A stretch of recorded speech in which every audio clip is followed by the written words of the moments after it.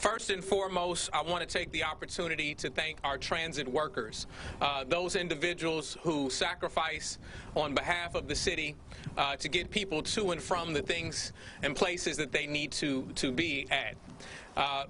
It is a little-known data fact that the single statistical variable that aligns with generational poverty is not actually education. It is not actually a number of things we believe it to be. It is actually commute time. It is people's ability to get to and from the places that they need to go. And so there has been a number of different initiatives over the last several years in order to build a more robust transit system within the city. It has been our goal to be a multimodal mobility city, and so we have been aiming to achieve that in many regards. But the very grassroots of where that is achieved is with our transit workers, and so we are appreciative of their hard work. At this time, I'd like to step aside and allow both Jordan Hillman, our Planning and Development Director, and Christine Welch, who leads up our transit department, to talk about some of the details. But what we are aiming to do, now that we have, you see two of our brand new hybrid buses behind us, and we have more on the way. This is 2 of 4 that we have presently, and we have more on the way, and we are swiftly updating our entire bus system and bus portfolio. And part of that is to go forward with a transit study. Our transit route at this time is one which is outdated, which was created at a different time when the city had different priorities in different areas of heavy flow of traffic and priorities across the city. And it is time that we update this for our constituents, for our residents to enjoy. And I'd like to ask if Ms. Hillman will come forward and share some of those details with you. Thank you.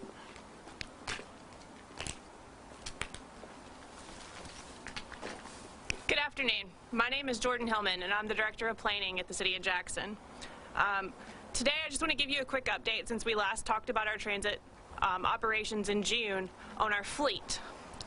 We have been working steadily since 2017 to upgrade our fleet. Since 2017, JTRAN has added 9 new diesel buses to the fixed route fleet, and today we add 4 additional hybrid electric buses. This is made possible by the U.S. Department of Transportation through their low or no emissions grant program. The new hybrid electrics mark the transition of JTRAN to low emission vehicles. We have also purchased 10 additional paratransit vehicles, 3 25-passenger buses and 7 18-passenger accessible buses that we expect to arrive this year. We have now replaced over 50% of the JTRAN fleet since 2017. This continues to help solidify our daily needs of 26 buses to pull out on the fixed route system, and also allows us to continue retiring the older buses that are past their useful life. As announced in June, we have also received an additional $5.5 million of the low no emission grant and will fund the purchase of an additional 8 hybrid electric buses over the next 2 years. With that being said, we thank Christine Welch and Marilyn Geist for their work on this grant award. Without them, this funding wouldn't be available and we would not see the fleet replaced. And second, I thank our transit workers. Everywhere from our dispatch staff to our maintenance staff to our managers and to our drivers, they make this possible. It's not an easy job, and COVID has made it even more challenging. So we really do appreciate the work they put in every single day to keep our fleet on the street. In addition to that, one of the most exciting things we're going to get to do this year is our transit plan. We are announcing the launch of the Connect Jackson Transit Plan. The Connect Jackson Transit Plan is a powerful opportunity to reinvent what transit looks like in the City of Jackson. We have heard the challenges our users experience using a system that largely looks the same as it did 30 years ago. We believe that this transit plan and the resulting new route plan will be a step forward in providing a balance of both frequency of service and coverage across our city. Current and future rider participation in the survey and engagement work is critical. This study is running alongside our citywide comprehensive plan, and the results of both will be incorporated together to make decisions about how both our land use decisions are made and our future transit routes look. To provide more details, I invite Christine Welch, our Deputy Director of Transportation, to share with you more about the transit plan.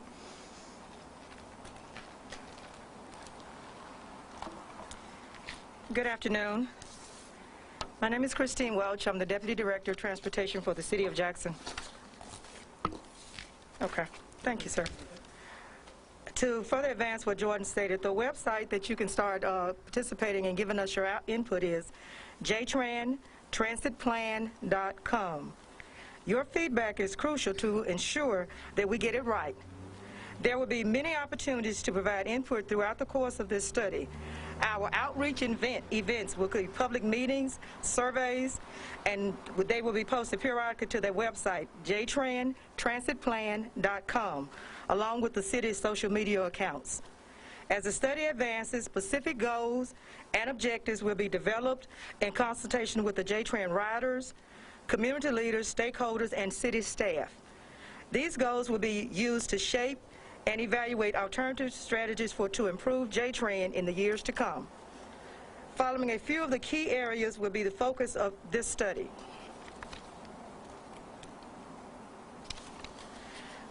Promoting equity and accessible to community through a better connection to Jackson housing, services, and quality food access. We're designing a bus network that will respond to changing developments, travel patterns, and new mobility technology. We're improving customer satisfaction and ridership productivity. We're promoting economic development through better connections to major employers, universities, and tourist attractions. We're going to strengthen the public and private partnership to create a seamless mobility option. Identify strategies to enhance the operation efficiency and financial stability of the transit system for the City of Jackson. If you would go to our website, as the mayor is holding our sign that promotes our website, it has the QR code on it. The website is transitplan.com. We would encourage everybody in the city. This is long overdue. We want everybody to give us your input, your thoughts, good or bad. We strongly encourage your participation. Thank you.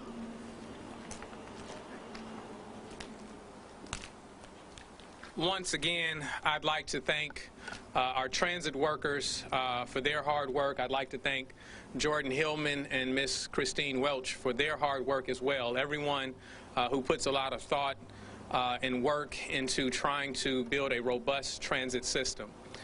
It is important that we have community involvement in this process. What we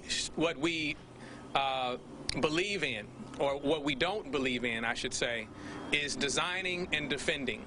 Designing a program, designing development across the city, and defending to the community why it has value, why it has purpose.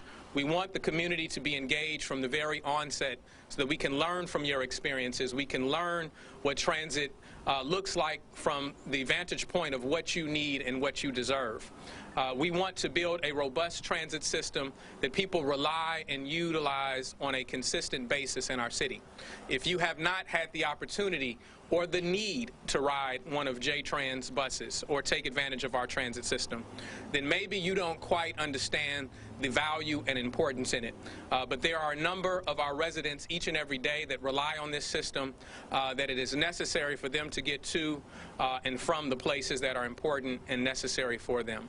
At this time, I'd like to entertain questions specific to this announcement, and then we can open up a second part of our press conference for any other questions that you may have for our regular Monday afternoon press conference. About how many people do you think utilize the JTRAN? Instead of guessing, I'm going to step aside for someone who might be able to answer that question better.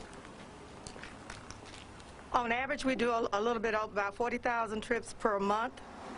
That's inclusive of the fixed route. On the paratransit side, we do right at about 4,000 trips. The paratransit is the door-to-door service where we transport persons of disability. Have you guys changed the routes yet? I know you've been talking about that for quite some time. Do you have kind of an ETA on when that'll happen? That's what this is about. That's what this study is going to do. That's why we're soliciting your input, your thoughts, so that we can better serve the City of Jackson. If I could step in. Yeah, and I don't want that to be lost in what we're talking about. This is an announcement about addressing the more than 3 decades long delay in updating our transit plan or our routes in the city. and that is informed by people's experiences.